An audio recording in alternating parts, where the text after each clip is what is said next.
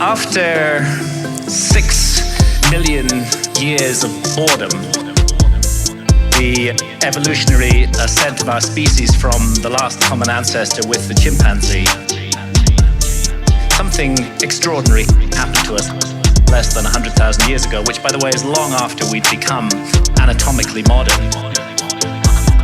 It was a kind of emergence into consciousness. We became fully symbolic creatures. Fully symbolic creatures. And we became fully symbolic creatures. Fully symbolic creatures. And this great change has been defined as the single most important step forward in the evolution of human behavior, is intimately associated with the emergence of the great and transcendent rock and cave art all around the world.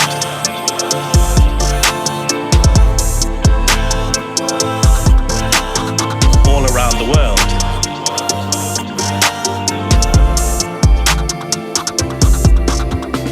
Over the last 30 years, researchers have suggested an intriguing and radical possibility, which is that this emergence into consciousness was triggered by our ancestors' encounters with visionary plants. And we became fully symbolic creatures. Fully symbolic creatures. And we became fully symbolic creatures. Fully symbolic creatures. If you analyze the cave art, there are so many details that make it clear that this was an art of altered states of consciousness, of visions. Visions.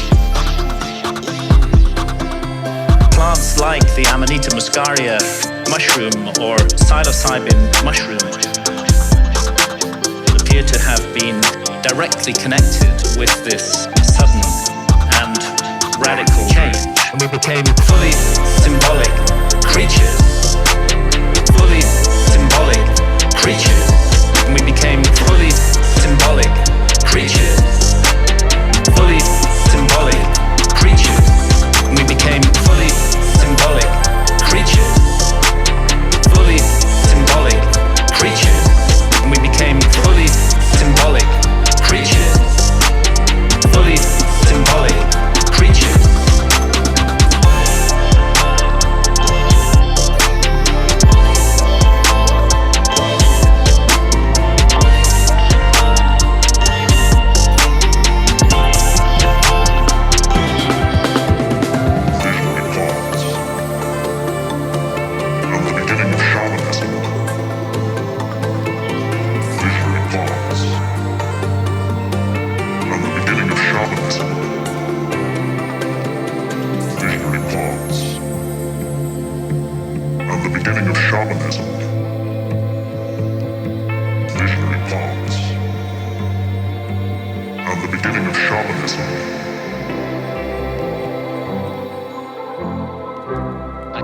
Akira. It's for the heroes. Many of you, I'm sure, have heard the saying that mythology is other people's religions.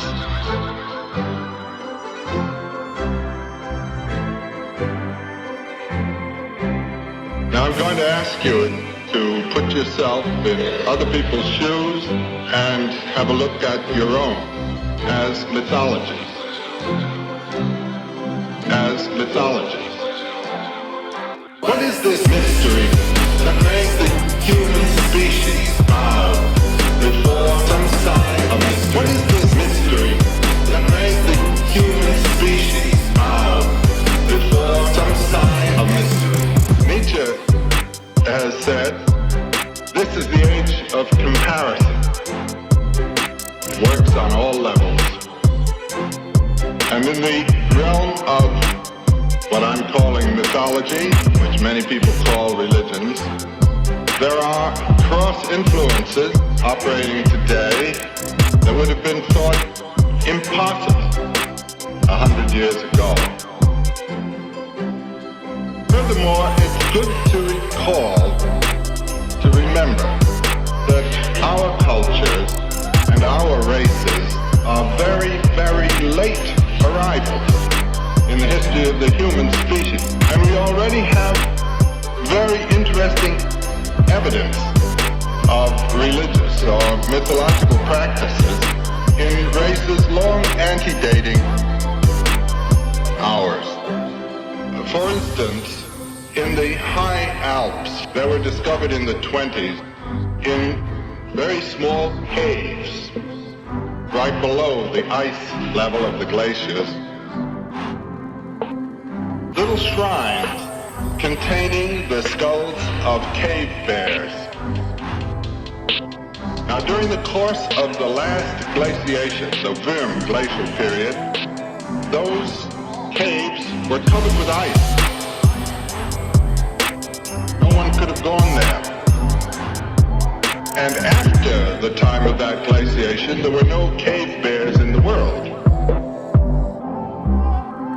So these little shrines with these cave bear skulls and little fires and little instruments of showing that there had been worship practiced there date from 200,000 years ago.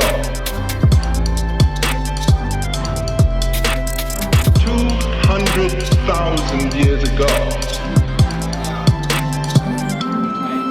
What is this mystery that makes the human species bow before some sign of this? What is this mystery that makes the human species bow before some sign of this? What is this mystery?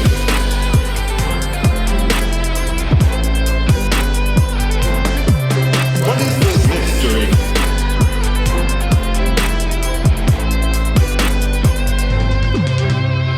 Each of us has been brought up in some tradition that has its imagery of that mystery. But the point I want to start out with is that in the human heart and in the human mind, no matter what the race, the culture, the language, the tradition, there is this sense, or at least the possibility of experiencing the sense of a mystery, and an awesome mystery, and a very terrifying mystery, inhabiting the whole universe. The very mystery being itself. And here in these very early little times, these very early shrines, we have the evidence of man 200,000 years ago bowing and asking for and devoting themselves to something in this way of religion which we continue to know in this aspect, that inflection, and that other throughout the world today. What is this mystery that makes the human species bow before some sign of this? What is this mystery that makes the human species bow before some sign of this? What is this mystery that makes the human species bow before some sign of this? What is this mystery that makes the human species bow before some sign of this? What is this mystery?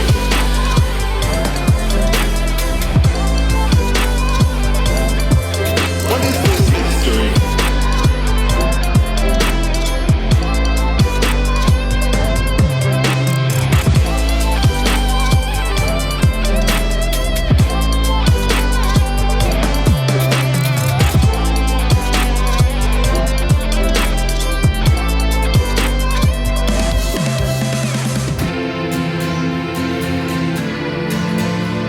When I got interested in this mystery, I went down to the Amazon, where there are still surviving shamanistic cultures today, and where they drink the powerful visionary brew.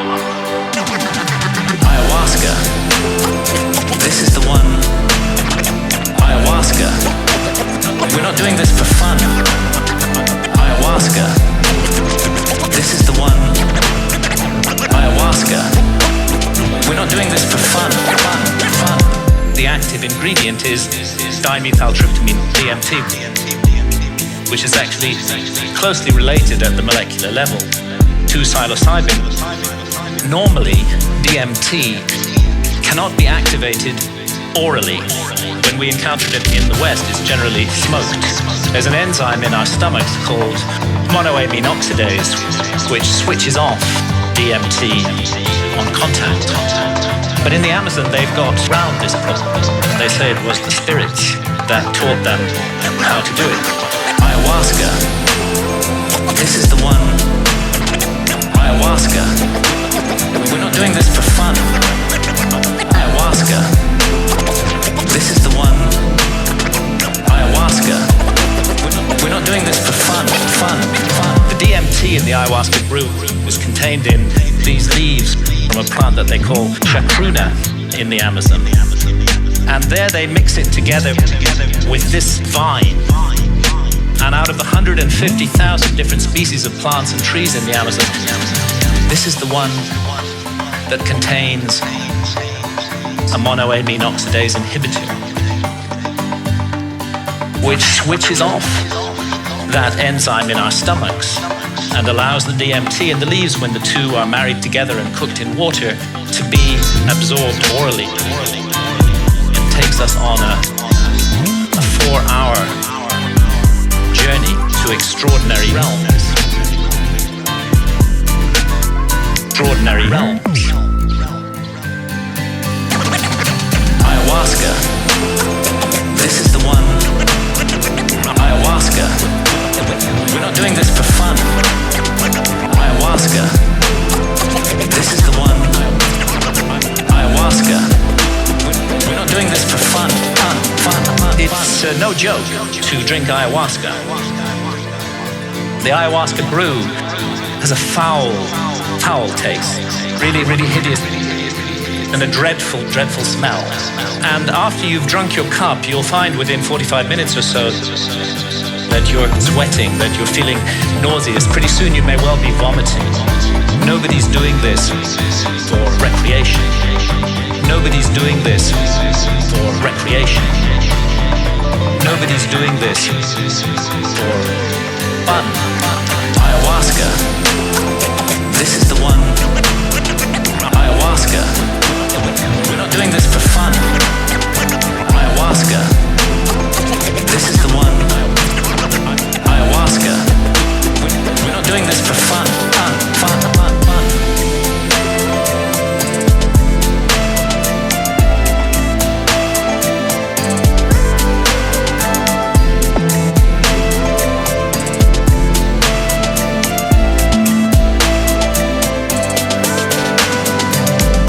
And I'd like to add that I don't think any of the psychedelics should be used for recreation.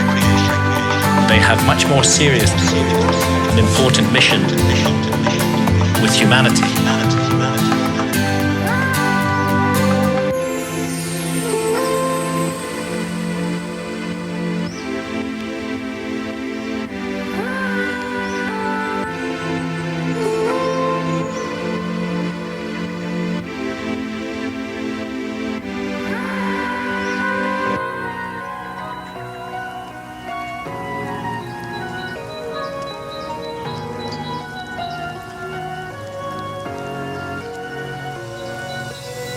We don't understand the world. Like, I do think the world is more like a musical masterpiece than it is like anything else. And things are oddly connected. Now, I know that sounds new agey and it sounds metaphysical. I'm saying bluntly, this is speculative, right? I'm feeling out beyond the limits of my knowledge. I'm not willing to dismiss the mysterious. The mysterious. I'm not willing to dismiss the mysterious. I've experienced the mysterious in a variety of different ways, and it's very mysterious. Very mysterious. We certainly know that we're bounded by ignorance, and there's far more going on than we know or can know. We do. The problem is when you start to speculate, it's a projection of your imagination. Now, that's not necessarily a bad thing, because knowledge advances through projection of imagination. But the problem is, you can see yourself reflected back at you, and then it's self-fulfilling. And so you can see what you want.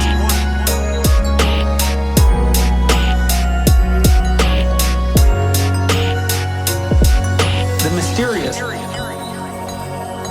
The mysterious. I'm not willing to dismiss the mysterious.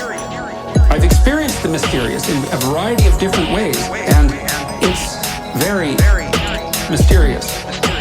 Very mysterious. The most ancient ideas we have about the nature of reality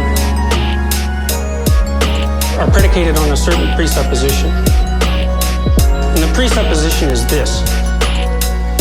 There's two fundamental modes of being that characterize reality. One is the absolute.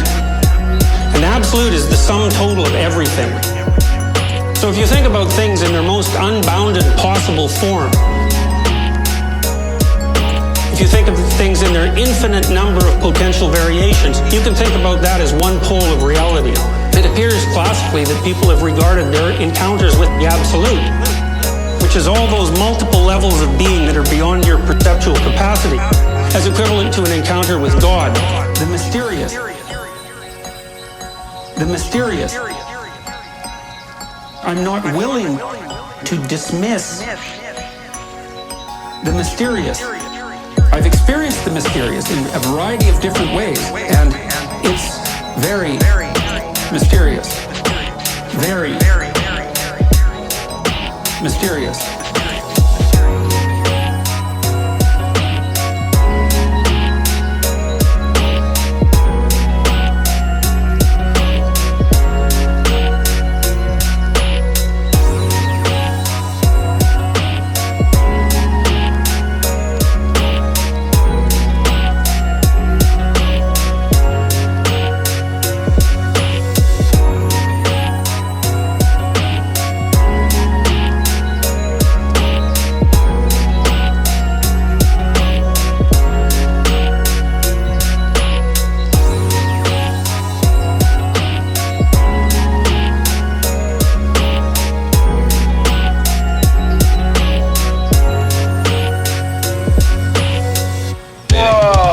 The big one is the stoned ape theory. Terence McKenna's theory was the reason why the human brain size doubled over a period of 2 million years, and he equates it to the time where the climate changed and rainforests receded into grasslands, and these monkeys climbed down from trees, started experimenting with new food sources, and they would flip over cow patties to find like bugs and beetles and shit. When they saw mushrooms growing on the cow patties, certain groups of these monkeys started eating these mushrooms. Two things happened. One, it increased their visual acuity and made them be able to see much better.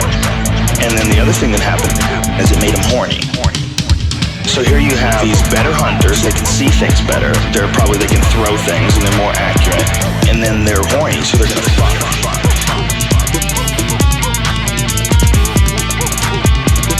And then of course, if they're eating plates of these fucking things, they're gonna have psychedelic experiences.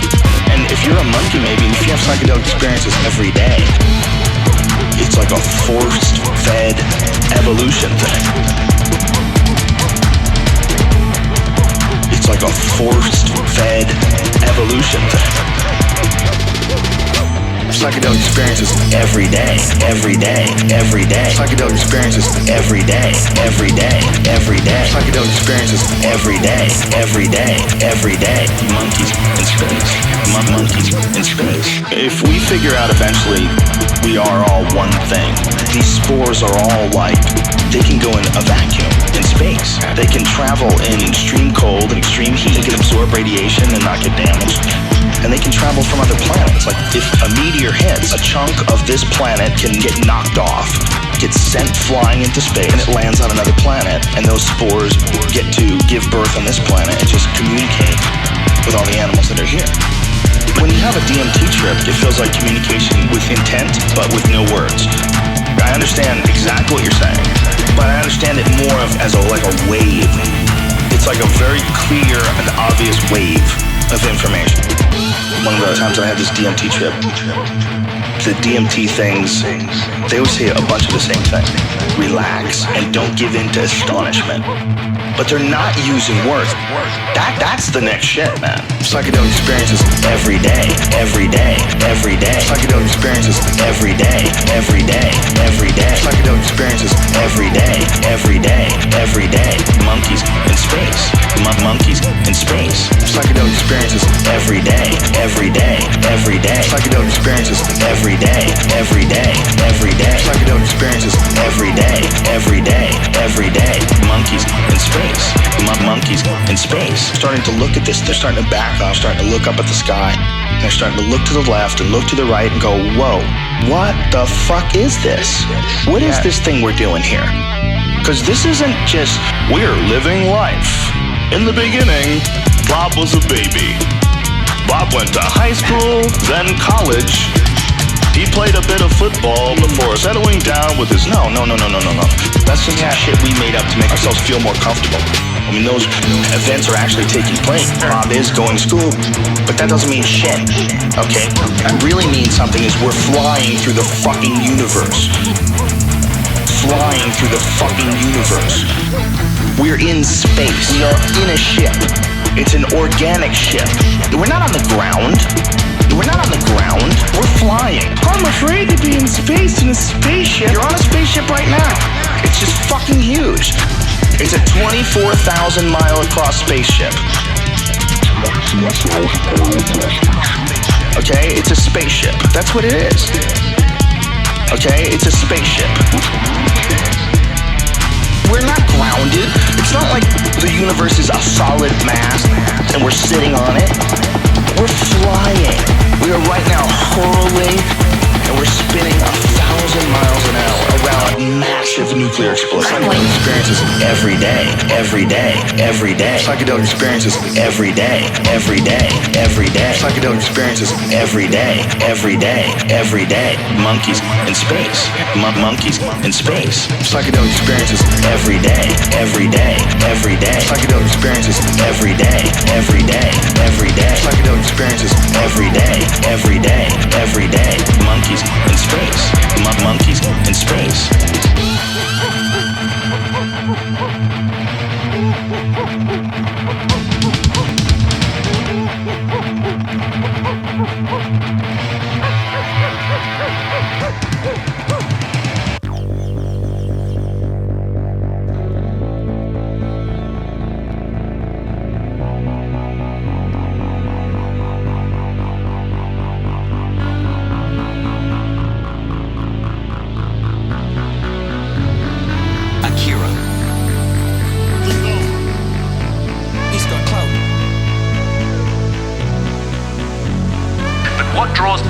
Ayahuasca again and again to brace themselves for this experience, and you do have to brace yourself, is its extraordinary effect at the level of consciousness. And one of those effects has to do with creativity, and we can see the creative cosmogenic impulse of ayahuasca in the paintings of ayahuasca shamans. As these paintings show another universal experience of ayahuasca, the encounter with seemingly intelligent entities which communicate with us telepathically. I'm making no claim one way or another as to the reality status of these entities we encounter. Simply that phenomenologically, in the ayahuasca experience, they are encountered by people all over the world, and most frequently of all, the spirit of ayahuasca herself. Mother Ayahuasca, who is a healer. Mother Ayahuasca, who is a healer. And although she's kind of the mother goddess of the planet, she seems to take a direct personal interest in us as individuals, to heal our ills, to want us to be the best that we can possibly be, to correct errors and mistakes in our behavior that may be leading us down the wrong path. And this is perhaps why ayahuasca has been fantastically successful in getting people off harmful addictions to hard drugs such as heroin and cocaine. Jacques Mabit at the Takiwasi Clinic in Peru brings heroin and cocaine addicts out there for a month, gives them 12 ayahuasca sessions. They have encounters with Mother Ayahuasca during those sessions that lead them not to wish to take heroin or cocaine anymore. More than half leave completely free of their addiction, never return to it, and don't even have withdrawal symptoms. The same incredible healing work was being done in Canada by Dr. Gabor Mate until the Canadian government intervened and stopped his healing practice on the grounds that ayahuasca itself was an illegal drug. Mother Ayahuasca, who is a healer. Mother Ayahuasca, who is a healer. Mother Ayahuasca, who is a healer. Mother Ayahuasca, who is a healer.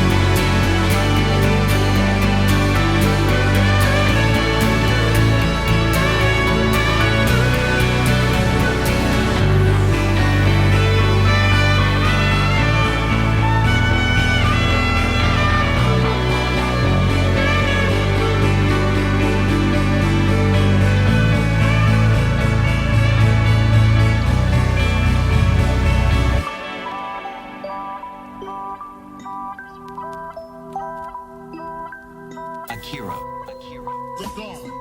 He's got clout.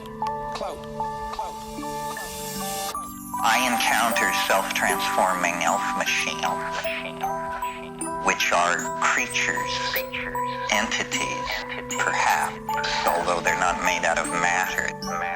They're made out of syntax driving light. It's one of the most challenging parts of the whole psychedelic landscape. Most people can accept the idea of disordered sensory input, recovery of traumatic memory material, but what are we to do with an elf? What are we to do with an elf? What are we to do with an elf?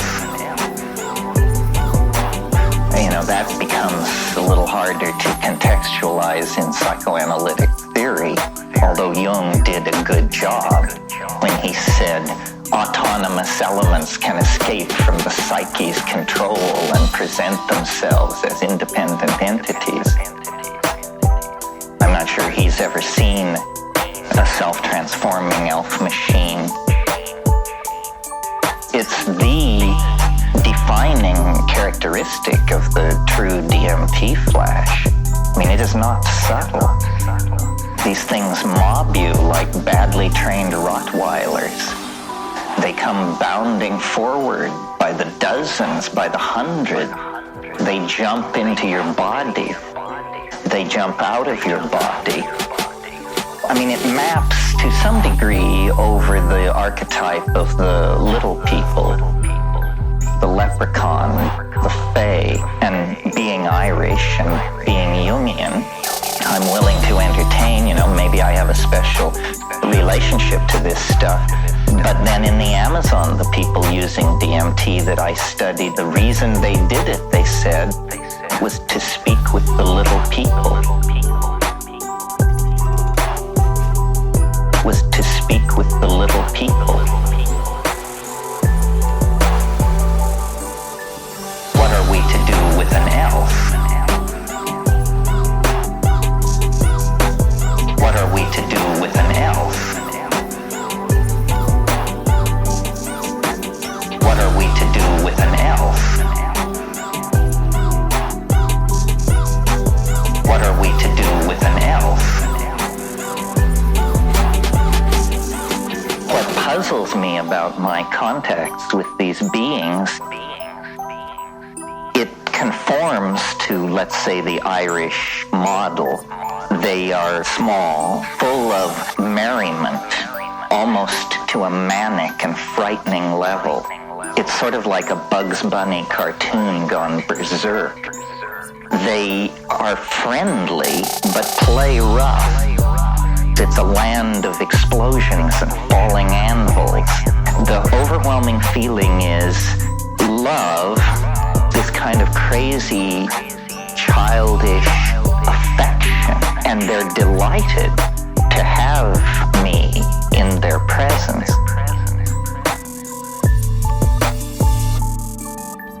These entities have an agenda.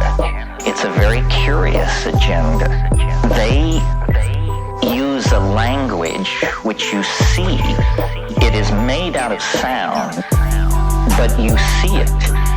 And the entire point of the encounter seems to be to teach you to do this. They want you to transform your language. They want you to speak elfish. You know what? If you've never done DMT and you just smoked it and you're 30 seconds into this experience and this is what it's come down to, what are we to do with an elf? What are we to do with an elf?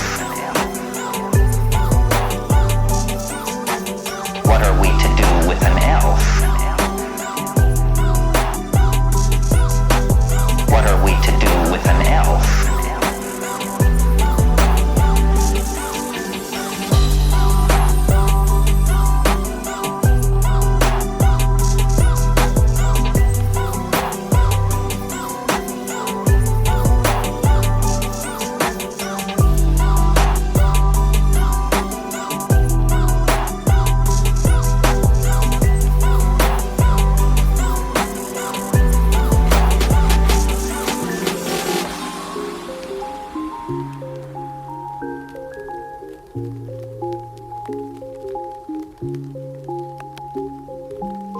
Say all kinds of things. They can say, well, this is just the autonomous substructures of the psyche manifesting themselves, but sounds to me like a lawyer's explanation.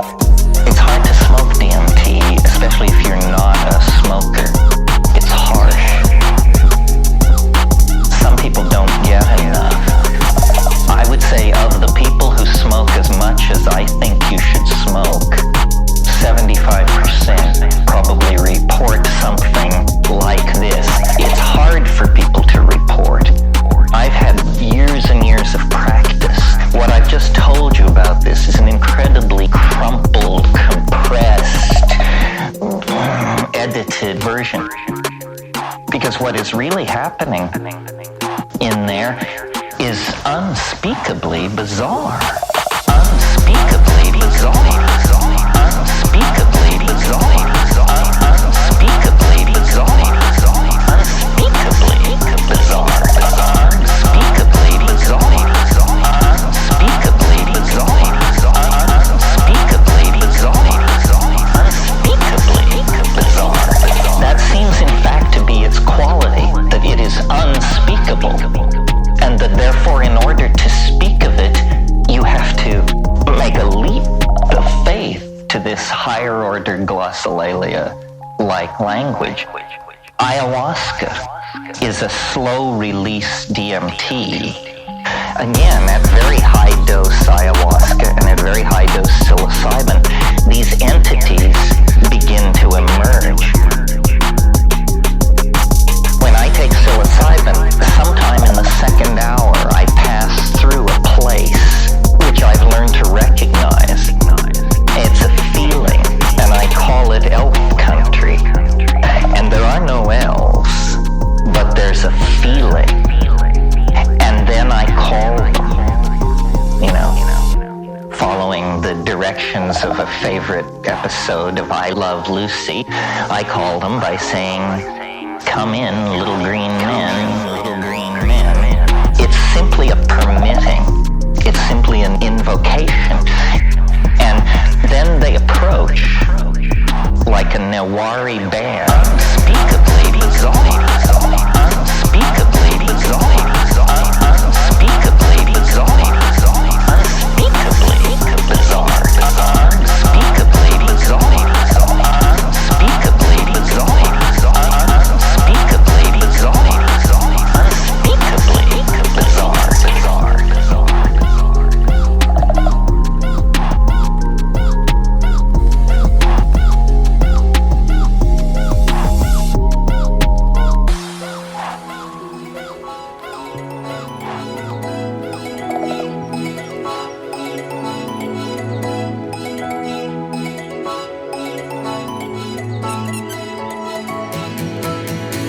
Now, I have some personal experience of this, not being addicted to heroin or cocaine. I had a 24-year non-stop cannabis habit. This started off smoking the herb and laterally vaporizing it, but the basic truth is that for 24 years, I was pretty much permanently stoned.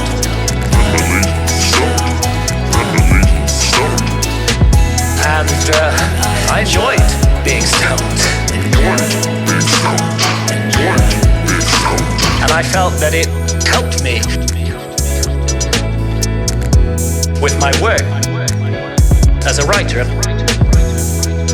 Perhaps at some point it did, but when I first encountered ayahuasca, I'd already been smoking cannabis for 16 years, and almost immediately, ayahuasca started giving me messages that this was no longer serving me, that it was leading me to behave in negative and unhelpful ways towards others.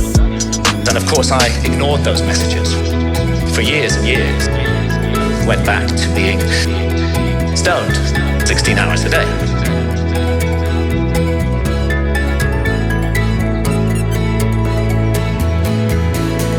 But for 24 years, I was pretty much permanently stoned.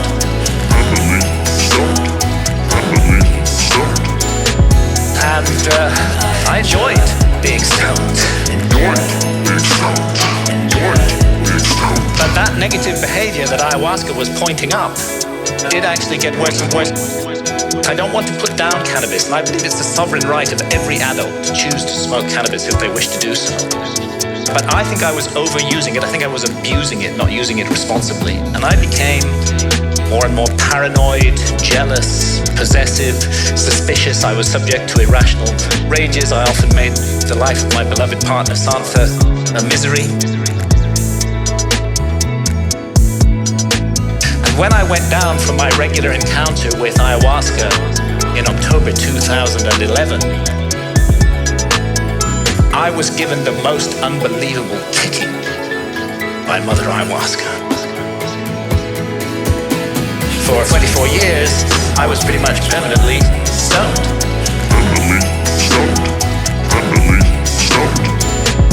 And I enjoyed being stoned. And I was put through an ordeal. It was a kind of life review. And it's not an accident that ayahuasca is the vine of the dead. I was shown my death. And I was shown that if I came to death and what awaits us after death, without having corrected the mistakes that I was making in my life, that it would be a very bad thing for me. And actually, Mother Ayahuasca literally took me to hell. And that hell was a little like hell, painted by Hieronymus Bosch, a truly terrible place. And a little like the place that the ancient Egyptians call the Judgment Hall of Osiris,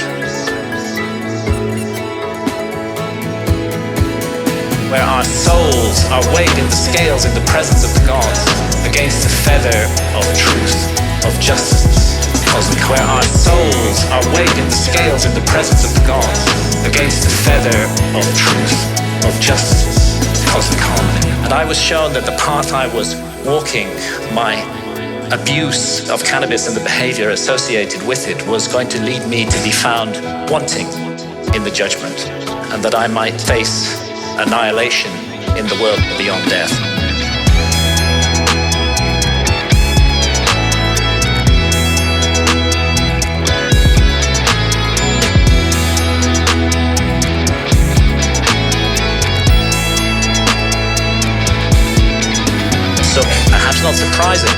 When I came back to England later in October 2011, I gave up cannabis. I've never smoked it again since then. For 24 years, I was pretty much permanently stoned.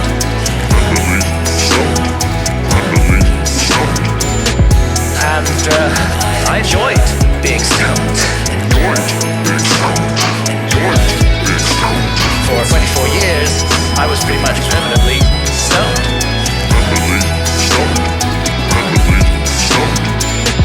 And I enjoyed being stoned.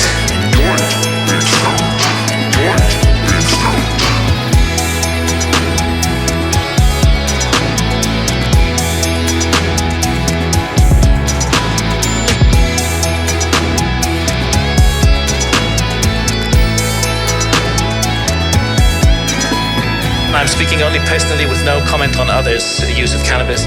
It's as though a monkey has been lifted off my back. I'm liberated in incredible ways. Far from my creativity being inhibited, I find myself writing much more productively, much more creatively, much more focused, and much more efficiently as well. And I've begun to be able to address those negative aspects of my behavior which cannabis had revealed, and hopefully to make myself, slowly, it's a long progress, into a more nurturing, more loving, more positive person.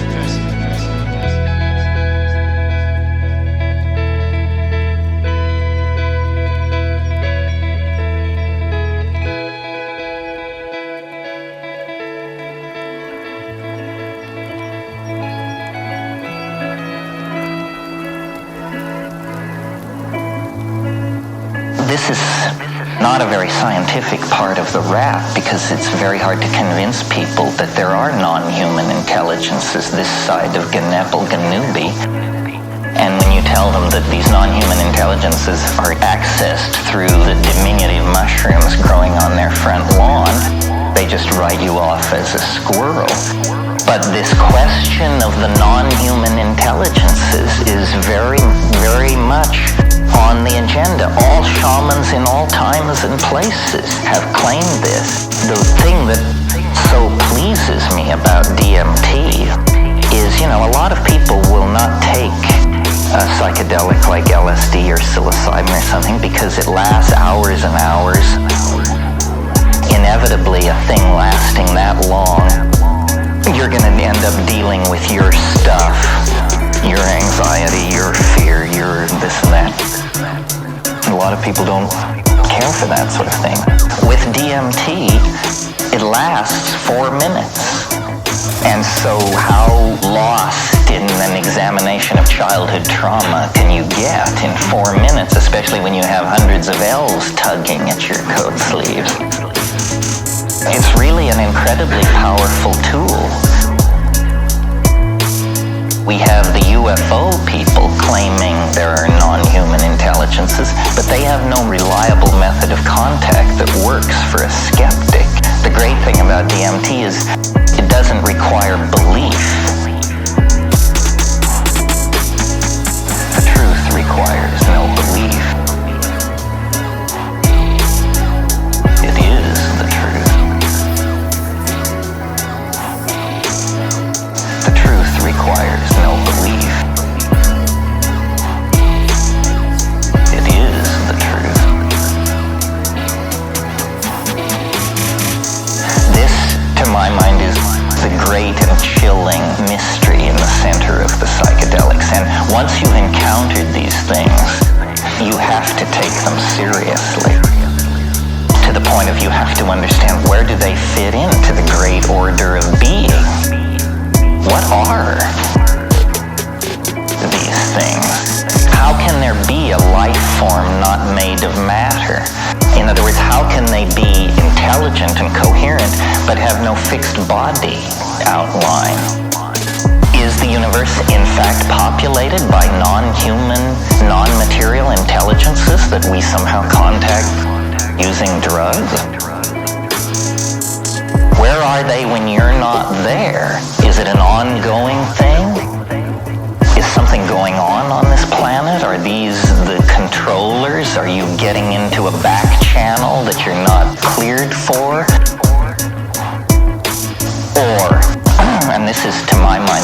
chilling and appalling and exhilarating possibility of all. When you go back over the shamanism thing, you say, you shamans, now where is this all coming from? They will tell you it comes from ancestors. Well, that's a cheerful and fairly sanitized concept, but when you deconstruct it, ancestors are dead people. The truth requires no belief. It is the truth. The truth requires no belief. It is the truth. What is actually being suggested there is that there is a kind of ecology of souls, one energy threshold over, that is co-present with this world. Well, strangely enough, that's what the Irish myth of the Fae says. It says these are dead people. These are souls that linger in our environment, and this is what souls look like. Again, folklore is only a guide, but if what we are dabbling with, if what lies at the end of the road of shamanism is the dissolution of the boundary between life and death itself, then the million-year intuition that this was a path worth following will be dramatically vindicated. These stories of mythology are simply trying to express a truth that can't be grasped any other way. Well, I'll be damned. It's the edge, the interface between what can be known and what is never to be discovered, because it is a mystery transcendent of all human research. The source of life. What is it? No one knows. It's important to live life with a knowledge of its mystery and of your own mystery. And it gives life a new zest, a new balance, a new harmony to do this. What is it that life is? I find thinking in mythological terms has helped people visibly. It erases anxieties, puts them in accord with the inevitables of their life, and they can see the positive values of what, the negative aspects of what is positive. It's whether you're going to say no to the serpent or yes to the serpent. It's easy as that. No to the serpent or yes to the serpent. The adventure of being alive, of living. It's whether you're going to say no to the serpent, yes to the serpent. It's easy as that. No to the serpent, yes to the serpent. The adventure of being alive, of living. Dragons represent greed, really. The European dragon guards things in his cave, and what he guards are heaps of gold and virgins. And he can't make use of either of them, but he just guards. There's no vitality of experience, either of the value of the gold or of the female whom he's guarding there. Psychologically, the dragon is one's own binding of oneself to one's ego, and you're captured in your own dragon cage. The power of the psychiatrist is to break that dragon, open him up, so that you can have a larger field of relationships. It's whether you're going to say no to the serpent or yes to the serpent. It's easy as that. No to the serpent or yes to the serpent. The adventure of being alive, of living. Whether you're going to say no to the serpent, yes to the serpent. It's easy as that. No to the serpent, yes to the serpent. The adventure of being alive, of living. The real dragon is in you. That's your ego holding you in. What I want, what I believe, what I can do, what I think I love, and all that. What I regard as the aim of my life and so forth. It might be too small. It might be that which pins you down.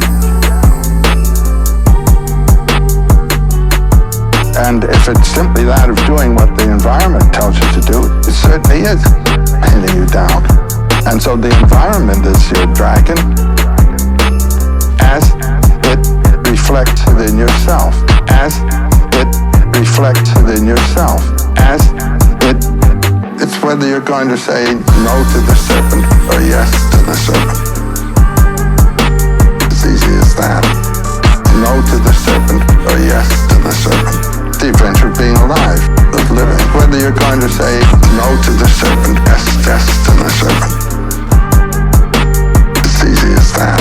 No to the serpent, yes to the serpent. The adventure of being alive. It's whether you're going to say no to the serpent or yes to the serpent. It's easy as that. No to the serpent or yes to the serpent. The adventure of being alive, of living. It's whether you're going to say no to the serpent, yes to the serpent. It's easy as that. No to the serpent, yes to the serpent. The adventure of being alive, of living.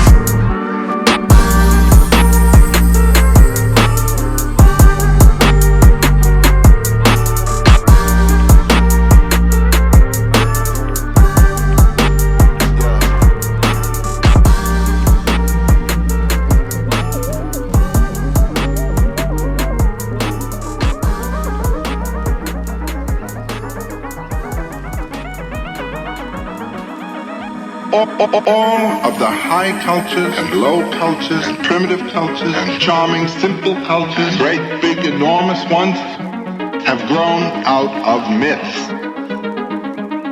They are founded on myths. And what these myths have given has been inspiration for aspiration. Now, where do these aspirations come from? They come from a very wonderful, childlike thing, fascination. You know, if you wanted to make money today, I'm no economist, but I'll bet the thing to do would be to invest your money in something like cameras. Things that people play with, things that they're fascinated by.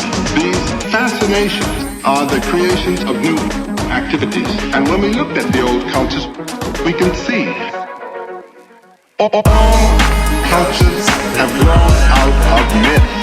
All cultures, they are founded on myth. And what these myths have given has been inspiration for aspiration. And some of it is very strange to see indeed. What is most fascinating to begin with is one's neighbor, particularly if the neighbor is a very strange-looking creature. Now think of man in the old days. He was a minority on the planet. And when he looked at his neighbors, they had 4 feet, they had horns, they had great woolly bodies. They were very strange playmates. Furthermore, he was eating certain of them, and they were rather dangerous. He had to arrange some kind of arrangement with his neighbor. And we know that the first religious rites and the first religious address, so to say, was to animals, their neighbors. These were the images of God. All cultures have grown out of myth. All cultures, they are founded on myth. And what these myths have given has been inspiration for aspiration. The animal world was the first inspiration, and the divinities were animal divinities. And not only that, but just as kids, when they identify with something, when they are fascinated by something, they act like it, they play it. So, the original rituals, the hunting people danced buffalo dance. They were in covenant with the animal world. That through this covenant, the animals gave their bodies willingly to be eaten. Because only the body dies, the being comes back. If you return the blood of the animal to the earth, the life is in the blood. The earth is the mother of life. and the animal will be back next year.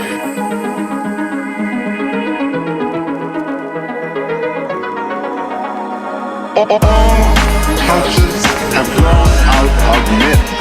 All cultures, they are founded on myth, and what these myths have given has been inspiration or aspiration. People who lived then in the plant world, the world of the tropics, where nature was a plant world, they saw something else. They saw that out of rot, out of decay, there comes life. There comes life. And this notion that out of death comes life becomes a very important thing in the tropical cultures.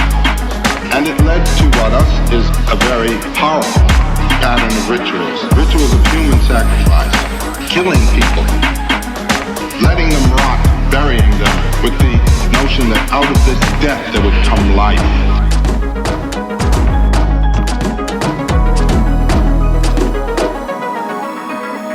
All cultures have grown out of myth. All cultures, they are founded on myth, and what these myths have given has been inspiration or aspiration. All cultures have grown out of myth. All cultures, they are founded on myth, and what these myths have given has been inspiration or aspiration. Aspiration.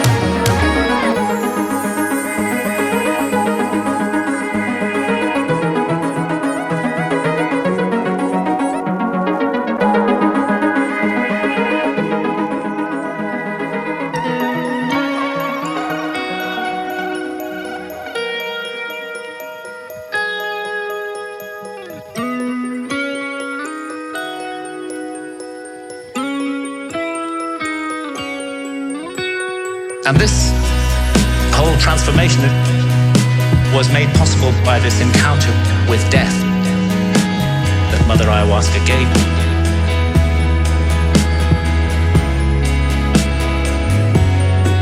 That leads me to ask, what is death? Our materialist science reduces everything to matter. Materialist science in the West says that we are just meat, we're just our bodies. So when the brain is dead, that's the end of consciousness. There is no life after death. There is no soul. We just rot and are gone. But actually, any honest scientist should admit that consciousness is the greatest mystery of science, that we don't know exactly how it works. The brain's involved in it in some way, but we're not sure how. Could be that the brain generates consciousness the way a generator makes electricity. If you hold to that paradigm, then of course you can't believe in life after death. When the generator's broken, consciousness is gone. But it's equally possible that the relationship is more like the relationship of the TV signal to the TV set. And in that case, when the TV set is broken, of course the TV signal continues. And this is the paradigm of all spiritual traditions.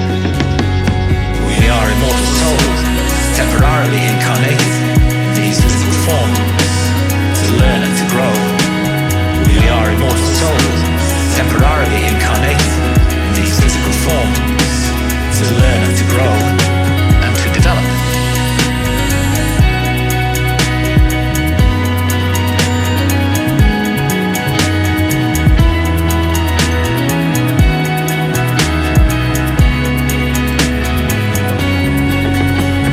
Really, if we want to know about this mystery, the last people we should ask are materialist, reductionist scientists. They have nothing to say on the matter at all.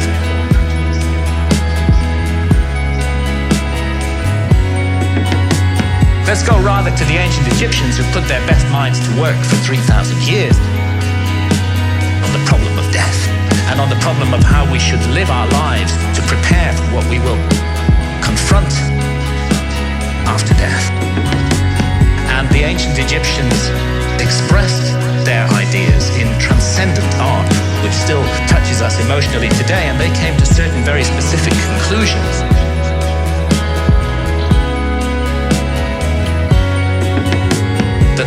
does survive death, and that we will be held accountable for every thought, every action, every deed we have lived through in our lives. So we better take this precious opportunity to be born in a human body seriously and make the most of it. We are immortal souls, temporarily incarnated in these physical forms to learn and to grow. We are immortal souls, temporarily incarnated in these physical forms to learn and to grow. We are immortal souls, temporarily incarnated in these physical forms to learn and to grow. We are immortal souls, temporarily incarnated in these physical forms to learn and to grow.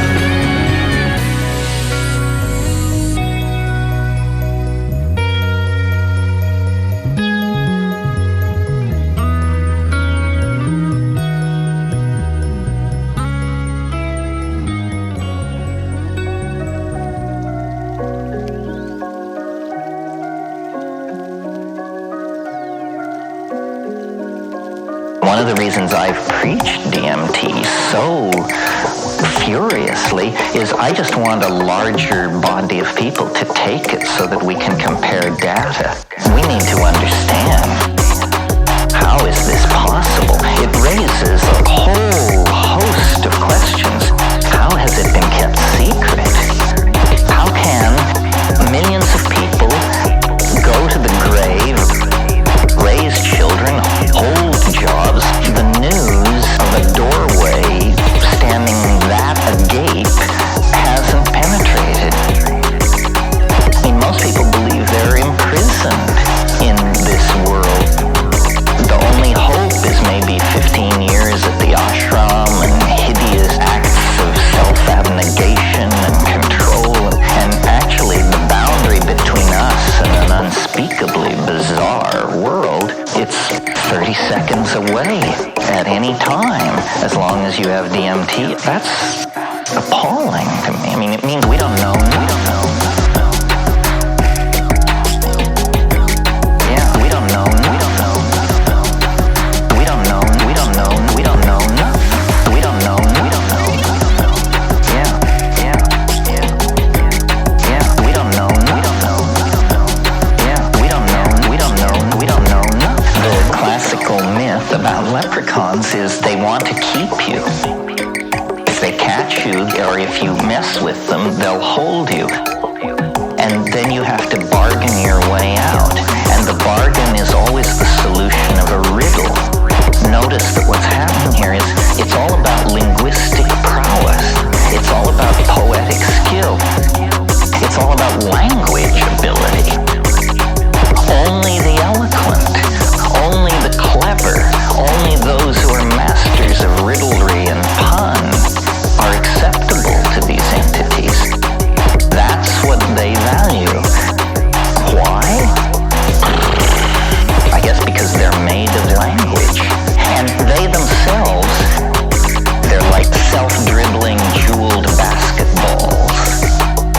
In other words, they don't have faces or anything.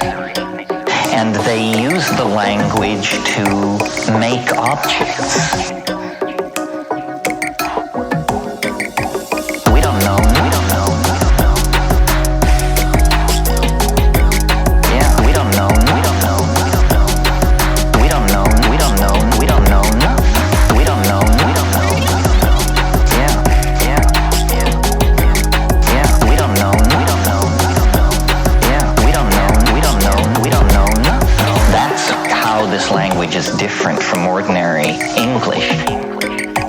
English, we can make meaning. The DMT language makes objects. It's like a higher dimensional language.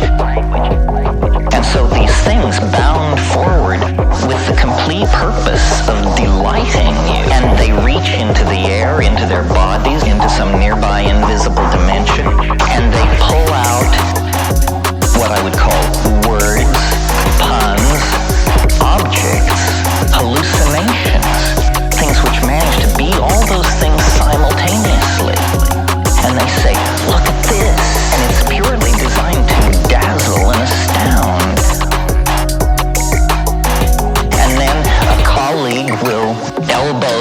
guy aside and say, no, look at this. And they're all in front of you, chirping, clamoring, and these objects that they make begin themselves to speak and float away and reproduce. 30 seconds ago, you were sitting in a room with your grubby friend somewhere pursuing spiritual understanding. Now, this is going on, and it's very hard to not be horrified.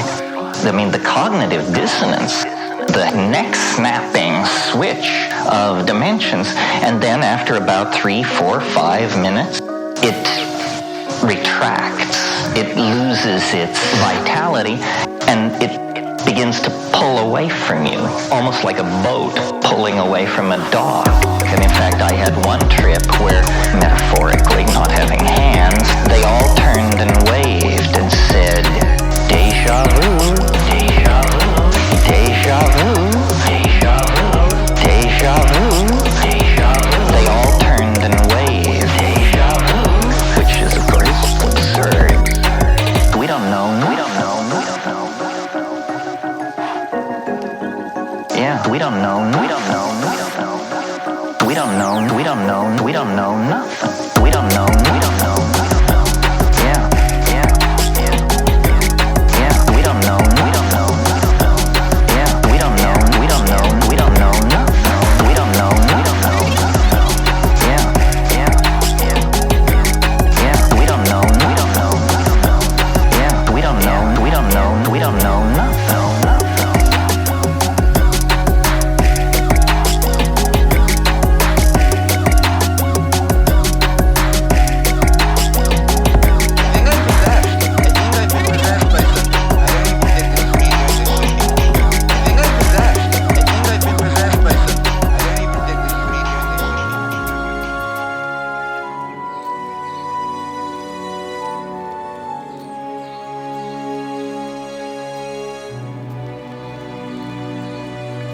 Do you know, Asclepius, that Egypt is an image of heaven?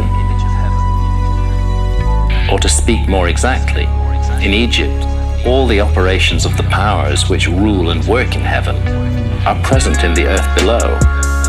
In fact, it should be said that the whole cosmos dwells in this our land, as in a sanctuary. And yet, since it is fitting that wise men should have knowledge of all events before they come to pass, you must not be left in ignorance of what I will now tell you. There will come a time when it will have been in vain that Egyptians have honored the Godhead with heartfelt piety and service, and all our holy worship will be fruitless and ineffectual. The gods will return from earth to heaven. Egypt will be forsaken. And the land which was once the home of religion will be left desolate, bereft of the presence of its deity. Oh, Egypt, Egypt. Oh, Egypt, Egypt. Oh, Egypt, Egypt. Of thy religion nothing will remain but an empty tale. Oh, Egypt, Egypt. Oh, Egypt, Egypt. Oh, Egypt, Egypt. Of thy religion nothing will remain but an empty tale, which thine own children in time to come will not believe.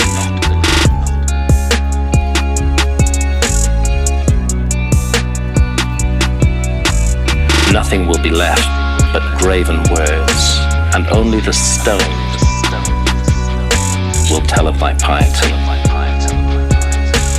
And in that day, men will be weary of life, and they will cease to think the universe worthy of reverent wonder and worship. They will no longer love this world around us, this incomparable work of God, this glorious structure which he has built, this sum of good made up of many diverse forms, this instrument whereby the will of God operates in that which he has made, ungrudgingly favoring man's welfare. This combination and accumulation of all the manifold things that call forth the veneration, praise, and love of the beholder.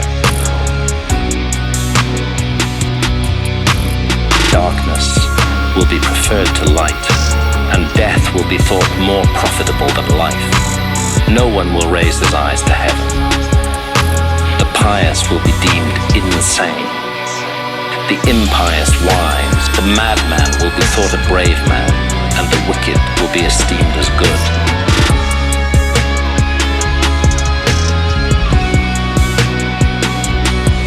As for the soul, and the belief that it is immortal by nature, or may hope to attain to immortality, as I have taught you, all this they will mock, and even persuade themselves that it is false. Oh, Egypt, Egypt. Oh, Egypt, Egypt. Oh, Egypt, Egypt. Of thy religion nothing will remain but an empty tale. Oh, Egypt, Egypt. Oh, Egypt, Egypt. Oh, Egypt, Egypt. Of thy religion nothing will remain but no word of reverence or piety, no utterance worthy of heaven will be heard or believed, and so the gods will depart from mankind, a grievous thing. And only evil angels will remain, who will mingle with men and drive the poor wretches into all manner of reckless crime, into wars and robberies and frauds and all things hostile to the nature of the soul. Then will the earth tremble and the sea bear no ships. Heaven will not support the stars in their orbits. All voices of the gods will be forced into silence. The fruits of the earth will rot, the soil will turn barren, and the very air will sicken with sullen stagnation. All things will be disordered and awry. All good will disappear.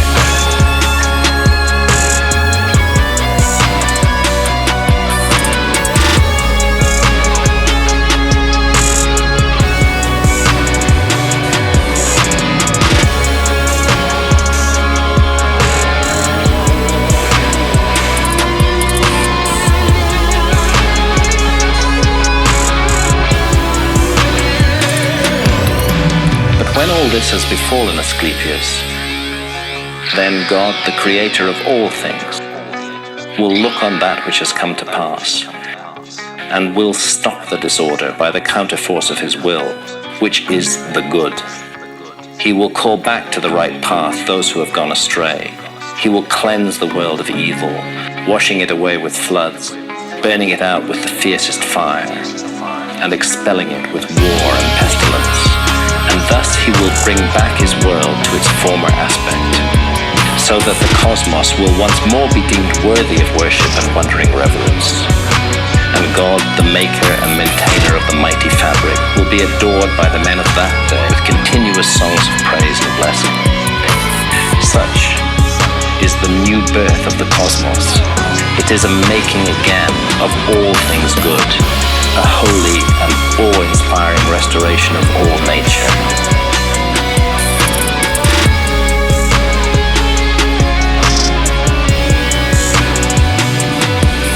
And it is wrought inside the process of time by the eternal will of the Creator.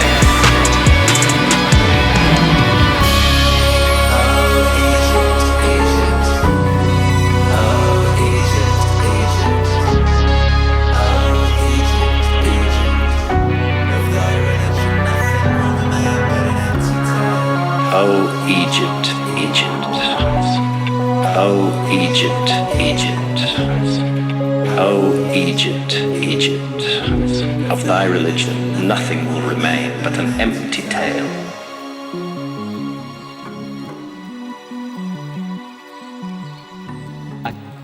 Akira.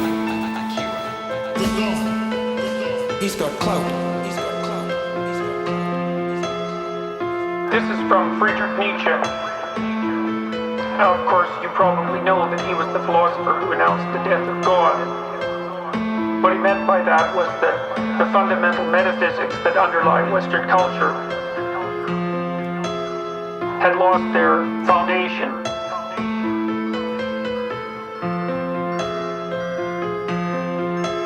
And that the consequence of that would be the disintegration of the idea of value itself, especially of value hierarchies.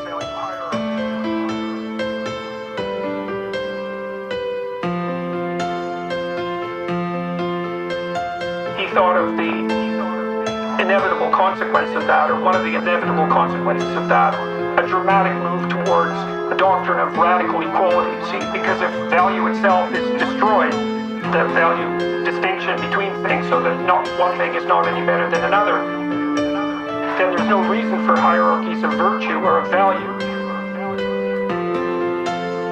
And so the equality doctrine is a logical outcome.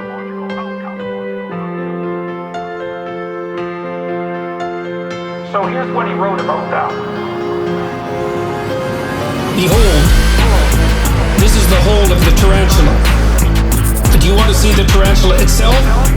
Here hangs its web. Touch it so that it trembles. There it comes willingly. Welcome, tarantula. Your triangle and symbol sits black on your back. And I also know what sits in your soul. Revenge sits in your soul. Wherever you bite, black scabs grow. Your poison makes the soul whirl with revenge. Thus I speak to you in a parable. You who make souls whirl. You preachers of equality. To me you are tarantulas and secretly vengeful. But I shall bring your secrets to light. Therefore I laugh in your faces. It's my laughter of the heights. Therefore I tear at your webs, that your rage may lure you out of your lie holes, and your revenge may leap out from behind your word. Justice. For that man be delivered from revenge. That is for me the bridge to the highest hope. The tarantulas, of course, would have it otherwise. What justice means to us is precisely that the world be filled with the storms of our revenge. Thus they speak to each other. We shall wreak vengeance and abuse on all whose equals we are not. Thus do the tarantula hearts vow. And will to equality shall henceforth be the name for virtue. And against all that has power, we want to raise our clamor. You preachers of equality. The tyrannomania of impotence clamors thus out of you for equality.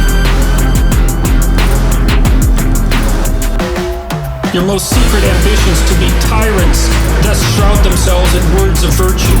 Aggrieved conceit, repressed envy, perhaps the conceit and envy of your fathers, erupt from you as a flame and as the frenzy of revenge. What was silent in the Father speaks in the Son. And I often found the Son the unveiled secret of the Father. They are like enthusiasts, but it is not the heart that fires them, but revenge. And when they become elegant and cold, it is not the spirit, but envy that makes them elegant and cold. Their jealousy leads them even on the paths of thinkers, and this is the sign of their jealousy. They always go too far,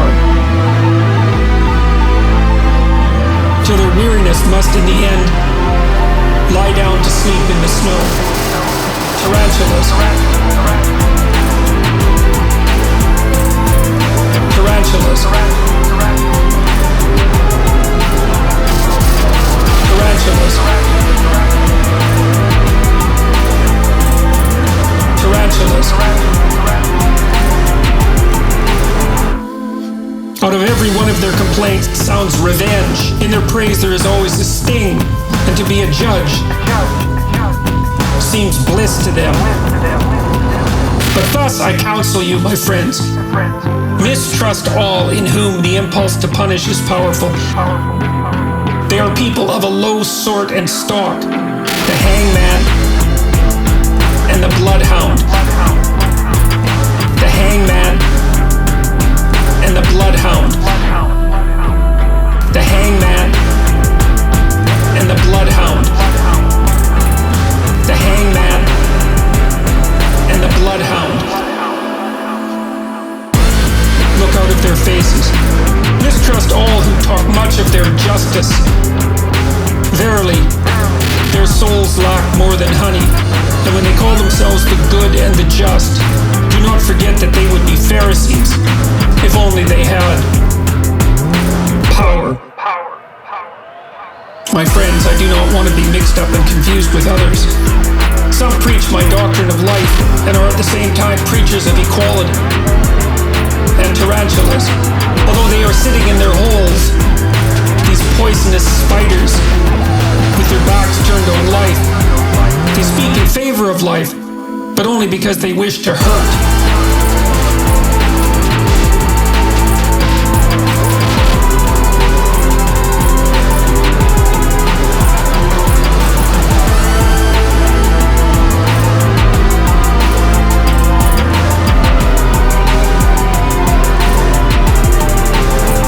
They wish to hurt those who now have power, for among those, the preaching of death is still most at home. If it were otherwise, the tarantulas would teach otherwise. They themselves were once the foremost slanderers of the world, and burners of heretics.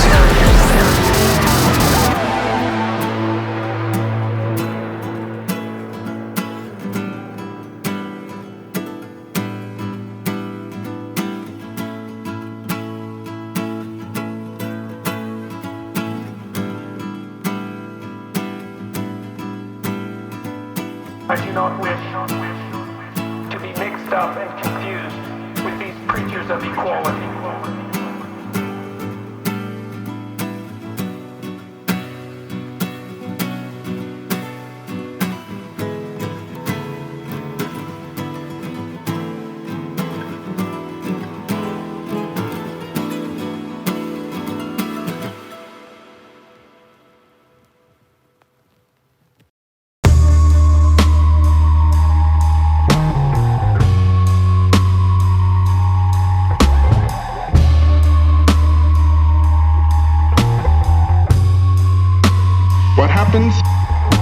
Is that the old fascination disappears, an echo remains, and you.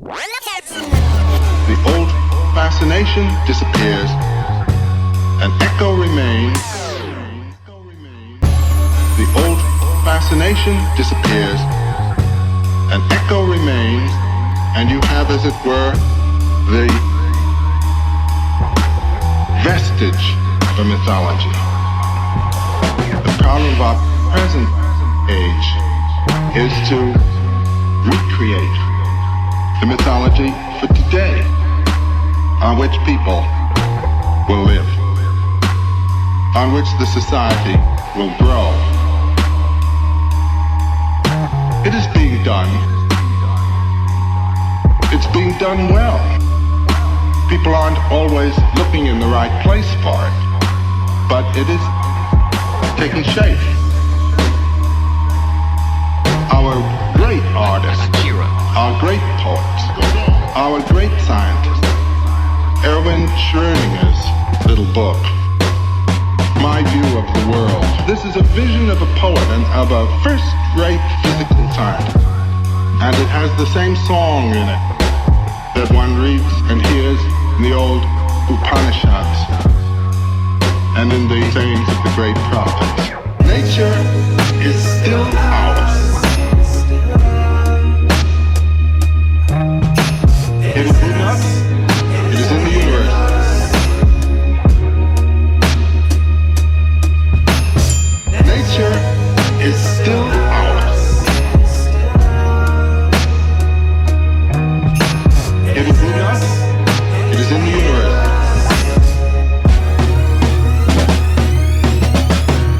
Secondary to that is the social situation. Now in our society, the social problem is turned over largely to the police and to Congress. It's a purely practical matter.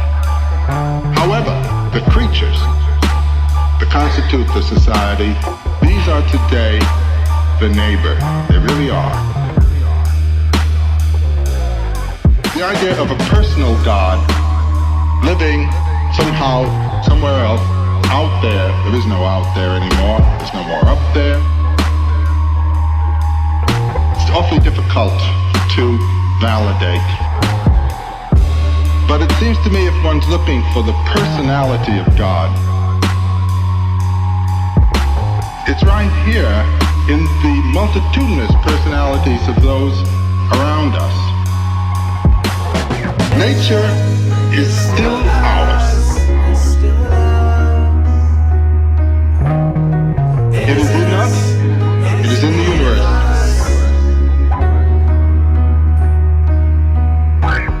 Nature is still ours.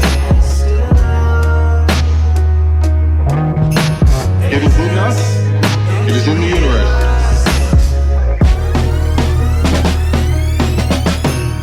Everything I find in the poets and the scientists who push through to this mystery points not to the animals as our neighbors, not to the plant, not to the planet, but to the other one, the thou whom you face, who's not the thou you would want him to be.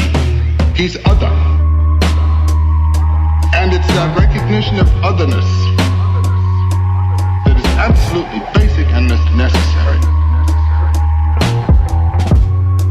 Now this doesn't mean that you have to give up your otherness in recognition of him.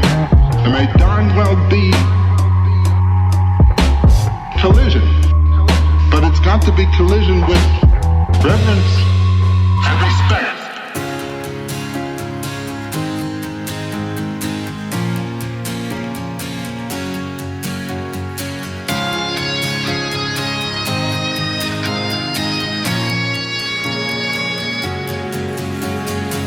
What's happening in the Amazon, the lungs of our planet, this precious home of biodiversity. The old-growth rainforest being cut down and replaced with soybean farms so we can feed cattle so that we can all eat hamburgers. Only a truly insane global state of consciousness could allow such an abomination to occur. I did a back-of-an-envelope calculation during the Iraq War. It seems to me that 6 months' expenditure on the Iraq War would have solved the problem of the Amazon forever. Sufficient to compensate the peoples of the Amazon so that no single tree ever needed to be cut down again to garden and look after that amazing resource. We can't make that decision as a global community. We can spend countless billions on warfare, on hatred, on fear, on suspicion, on division, but we can't get together the collective effort to save the lungs of our planet. The message of Ayahuasca is about the sacred, magical, enchanted, infinitely precious nature of life on Earth. Nature of life on Earth. Nature of life on Earth. Nature of life on Earth. The message of Ayahuasca, the universal message, is about the sacred, magical, enchanted, infinitely precious nature of life on Earth. Nature of life on Earth.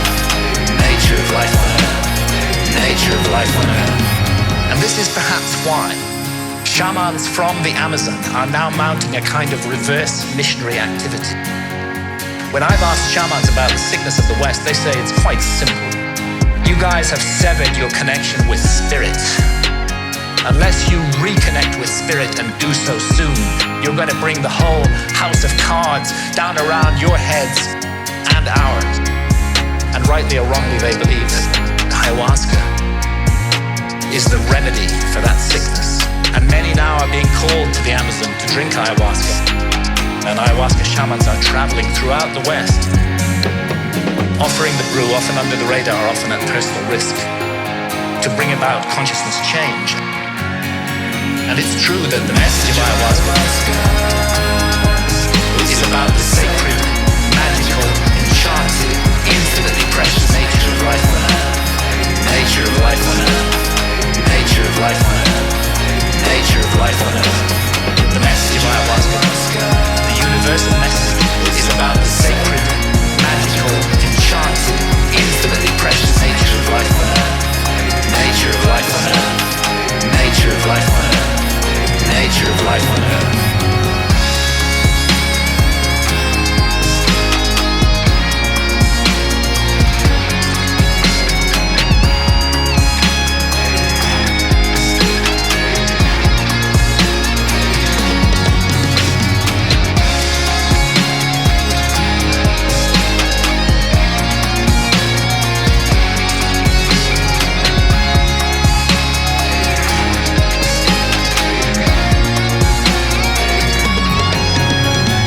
Interdependence of material and spiritual realm. Then it's impossible to work with ayahuasca for long without being deeply and profoundly affected by this message.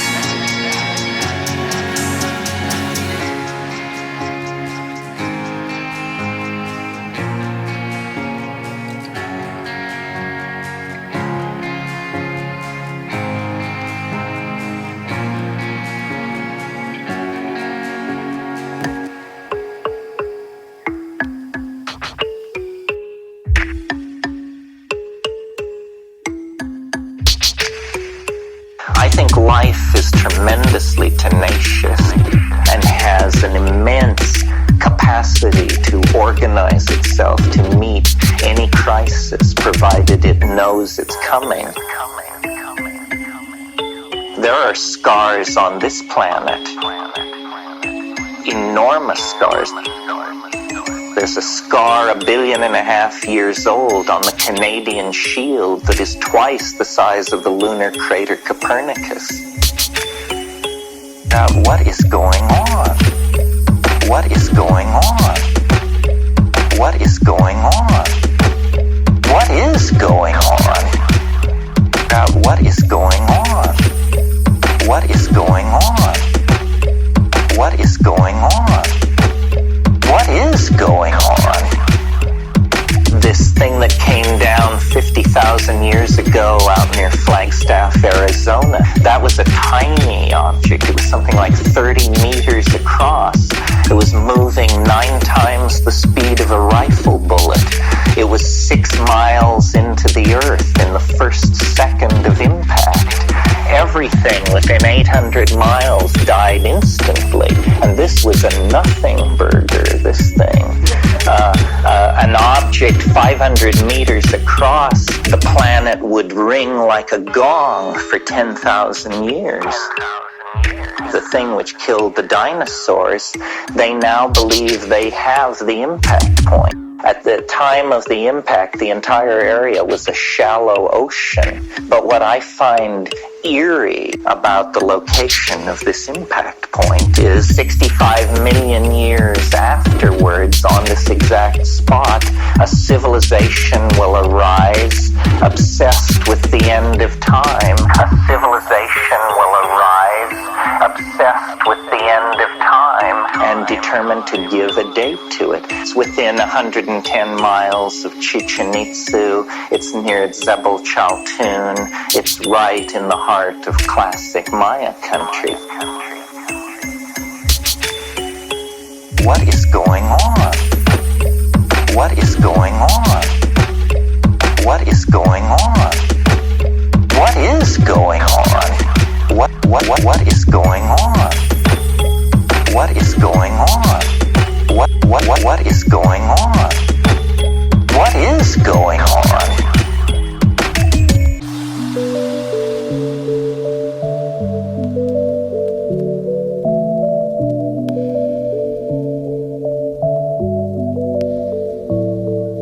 You wonder what to make of it.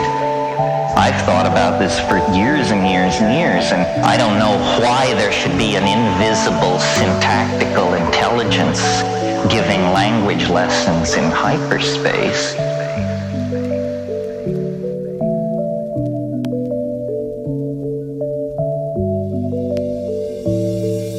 That certainly consistently seems to be what is happening.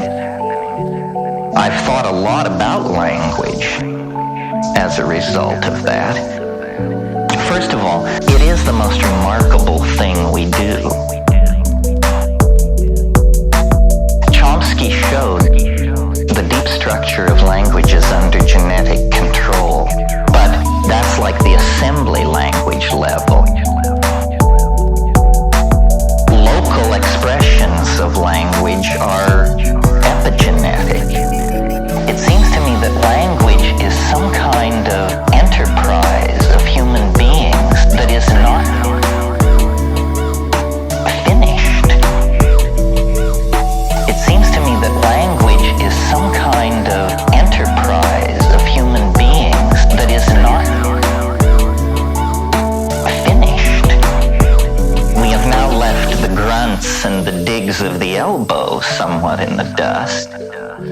But the most articulate, brilliantly pronounced and projected English or French or German or Chinese is still a poor carrier of our intent, a very limited bandwidth for the intense compression of data that we are trying to put across to each other.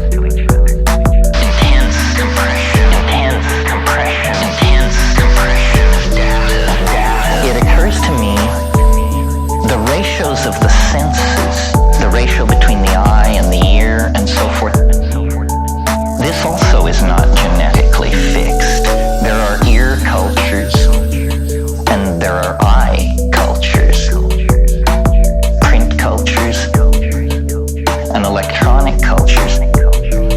So it may be that our perfection and our completion lies in the perfection and completion of the word. It seems to me that language is some kind of enterprise of human beings that is not finished. It seems to me that language is some kind of enterprise of human beings that is not finished. Again, this curious theme of the word and its effort to concretize itself.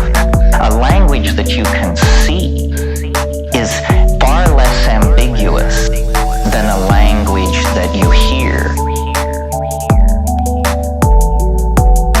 If I read a paragraph of Proust, then we could spend the rest of the afternoon discussing what did he mean.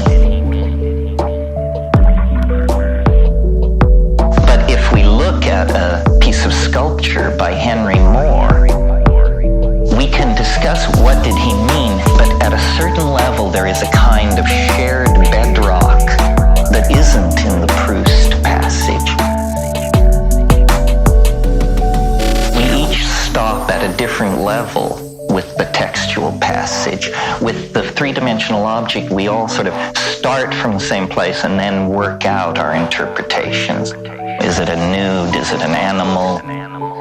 Is it bronze? Is it wood? Is it poignant? Is it comical? So forth and so on. It seems to me that language is some kind of enterprise of human beings that is not finished. It seems to me that language is some kind of enterprise of human beings that is not finished. It is the most remarkable thing we do. It is the most remarkable thing we do. You wonder what to make of it. It is the most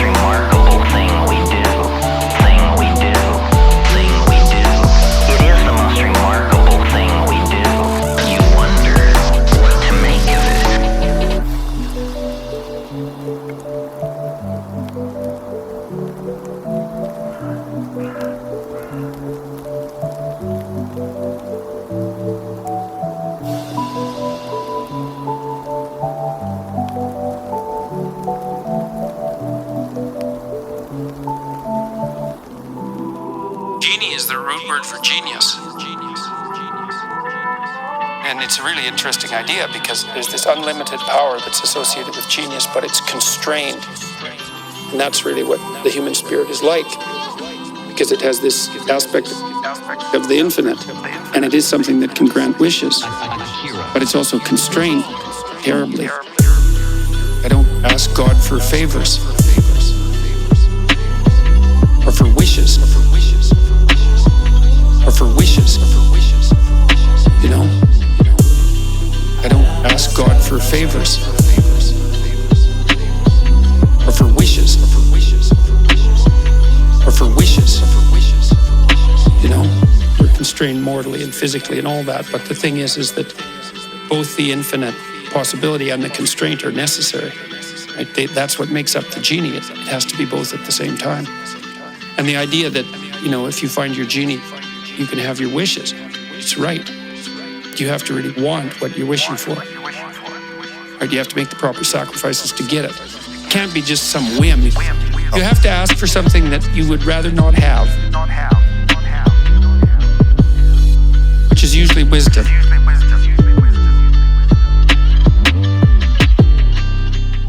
Somebody asked me about prayer. They asked me if I prayed, and I thought, well, it depends on what you mean by that. Exactly. I don't ask God for favors or for wishes or for wishes, you know? I don't ask God for favors or for wishes or for wishes, you know? But I do think that if you sit on the edge of your bed and you ask what foolish thing you're doing to make it worse, that you'll get an answer right now. And it won't be the one you want, but it might be the one that if you listen to would set things straight. I don't think that I've ever been in a situation where if something wasn't going right for me and I sat and thought, okay, I'm willing to figure out what I'm doing wrong, which is a big thing to think because you never know how much you're doing wrong. It might be something that you really don't want to contend with. But if you clear some space to meditate on that, probability that you'll figure out something that you did that was stupid, that's bending you and twisting you in the wind, you'll get an answer very, very rapidly. I don't ask God for favors or for wishes or for wishes, you know? I don't ask God for favors or for wishes or for wishes, you know? And it's not obvious how you do that. You know, I mean, it's not like you know how you're manipulating your neurons or something.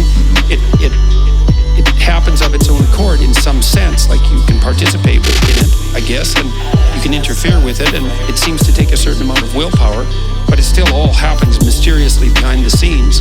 And I would say this sort of attitude towards, let's say, prayer that we're discussing is just an extension of that. And it's something like, well, you admit that there's a problem first, and then you ask for the minimum necessary intervention, which would be, all right, well, I'd like to move forward on this, some small amount that someone like me could actually manage. I'd be willing to carry it out. And then you reorient the way you're thinking as a consequence of that, and something usually pops out of the abyss to guide you. Very strange, but it's not really any stranger than the fact that we can think at all. Because the fact that we can think is actually very strange. Strange like the fact that we can dream is strange. And that's strange beyond belief that you can dream, or that something in you dreams, which is a much better way of thinking about it, because it's not like you're really in control of your dreams.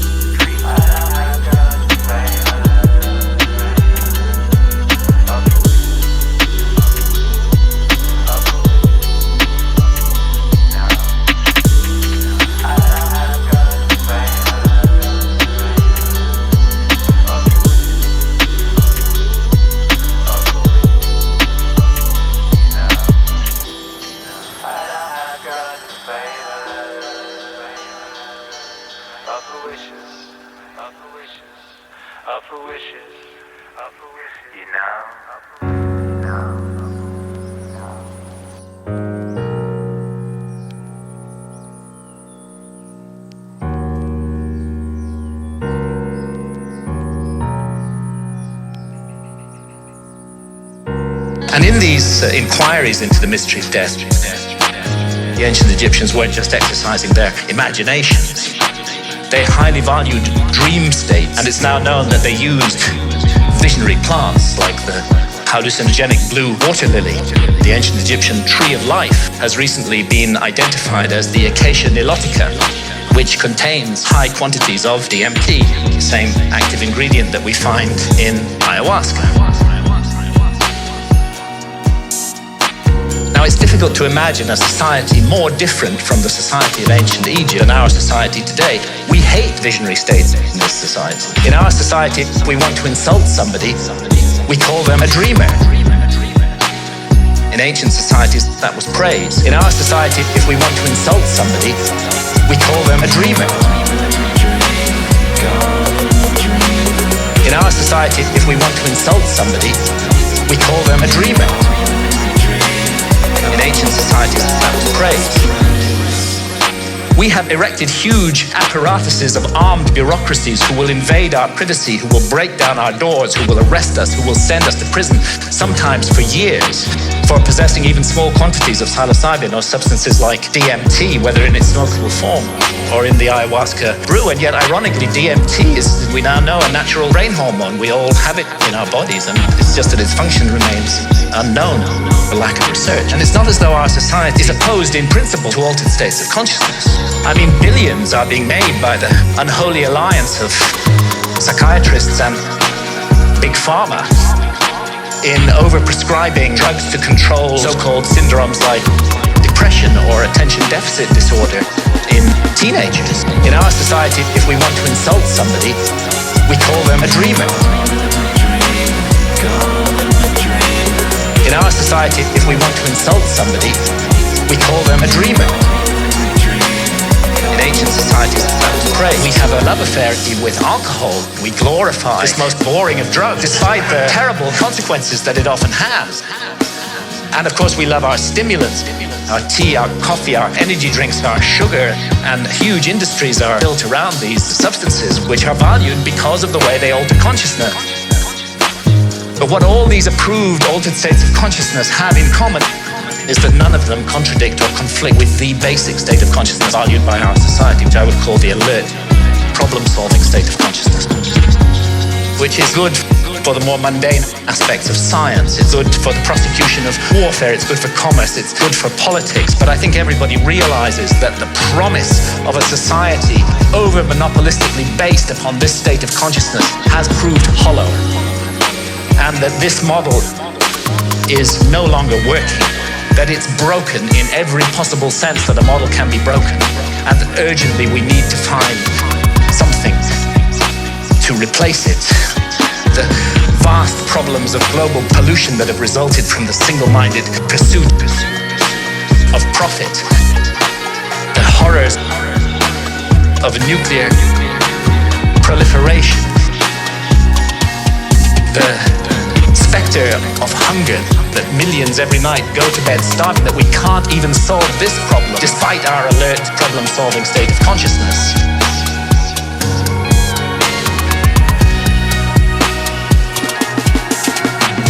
In our society, if we want to insult somebody, we call them a dreamer. In our society, if we want to insult somebody, we call them a dreamer. In ancient societies, that was praise. In our society, if we want to insult somebody, we call them a dreamer. In our society, if we want to insult somebody, we call them a dreamer. In ancient societies, that was praise.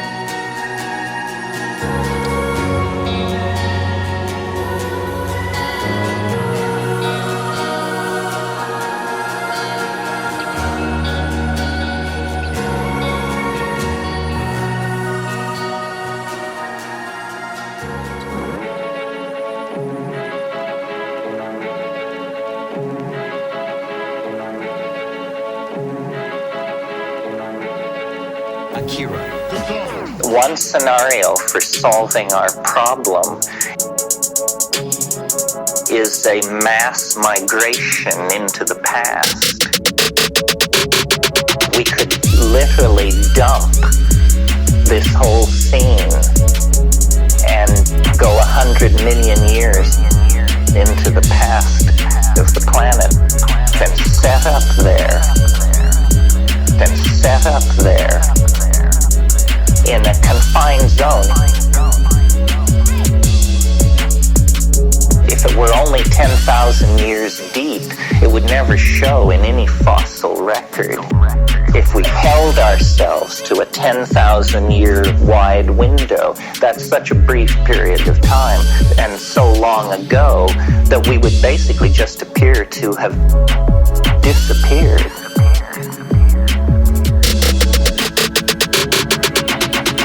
I think this is a haunted planet, and we are a haunted species. I think this is a haunted planet, and we are a haunted species. Every solid body in the solar system is heavily cratered. I think this is a haunted planet, and we are a haunted species. Some of these craters are planet smashers. There is considerable and ever-increasing evidence that the cosmic neighborhood is fairly unstable. Is it possible that biology is somehow prescient, that biology somehow exists in eternity and knows the fate of the planet, and that what we are is a desperate strategy of escape, and that the planet actually can sense the possibility of a complete life-destroying asteroidal impact? I think this is a haunted planet, and we are a haunted species. I think this is a haunted planet, and we are a haunted species. Every solid body in the solar system is heavily cratered. I think this is a haunted planet, and we are a haunted species. A species, a bipedal monkey with binocular vision, has been led into the antechamber of nature's secrets in order to build machineries and unleash energies sufficient to either deflect that incoming object or flee the planet in anticipation of it.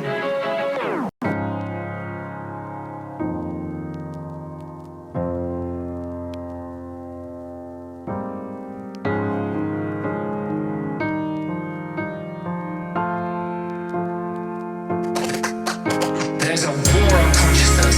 There's a war on consciousness. There's a war on consciousness. There's a war on consciousness. Let's not forget that ayahuasca is not alone, that it's part of an ancient worldwide system of the targeted, careful, responsible alteration of consciousness. It's recently been shown that the kykeon used in Eleusinian mysteries in ancient Greece was almost certainly a psychedelic brew. That the soma of the Vedas may well have been a brew based upon the Amanita muscaria mushroom. We have the DMT in the ancient Egyptian tree of life. We have the whole global culture surviving shamanism. And what it's all about is a state of consciousness that's designed to help us find balance, harmony. The ancient Egyptians would have called it mart with the universe, and to remain mindful that what we're here to undertake on Earth while immersed in matter is fundamentally a spiritual journey aimed at the growth and perfection of the soul. A journey that may go back to the very origins of what made us human in the first place. Human in the first place. Origins of what made us human in the first place. Human in the first place. Human in the first place. Origins of what made us human in the first place. In the first place, in the first place, there's a war on consciousness. There's a war on consciousness. There's a war on consciousness.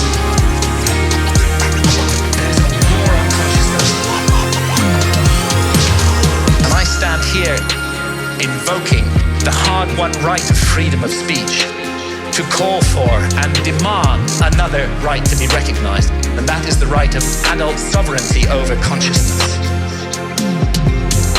There's a war on consciousness in our society, and if we as adults are not allowed to make sovereign decisions about what to experience with our own consciousness while doing no harm to others, including the decision to use responsibly ancient and sacred visionary plants, then we cannot claim to be free in any way, and it's useless for our society to go around the world imposing our form of democracy on others while we nourish this rot at the heart of society and we do not allow individual freedom over consciousness. It may even be we're denying ourselves the next vital step in our own evolution by allowing this state of affairs to continue, and who knows, perhaps our immortal destiny as well. Thank you.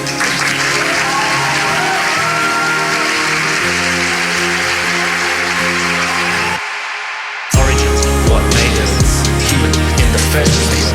Human in the first place. Human in the first place. Origins, what made us human in the first place? Human in the first place. Human in the first place. Origins, what made us human in the first place? Human in the first place. Human in the first place. Origins, what made us human in the first place? Human in the first place. Human in the first place.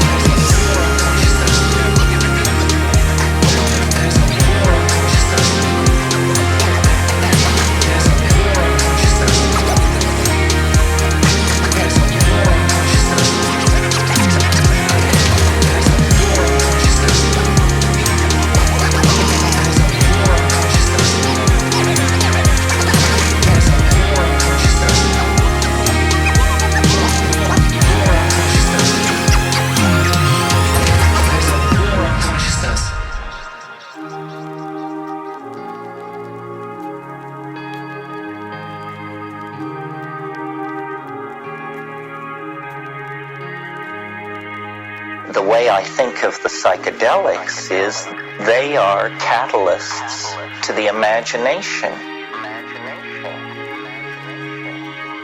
They were back 100,000 years ago.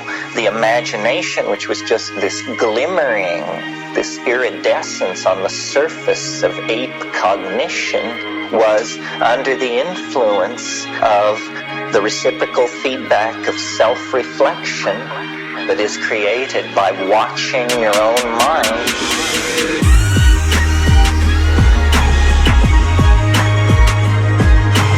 Watching your own mind.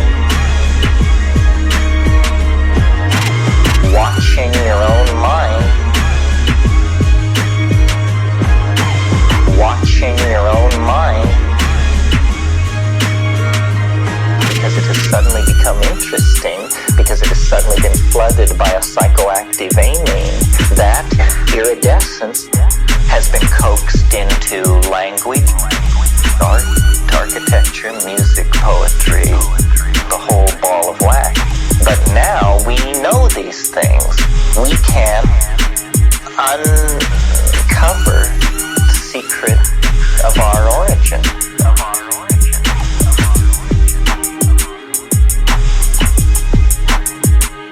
I'm very keen for the notion of what I call the Archaic revival.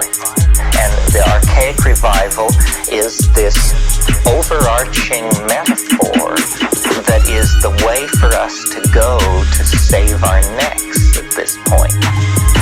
When a culture gets into trouble, instinctively what it does is it goes back through its own past until it finds a moment where things seem to make sense.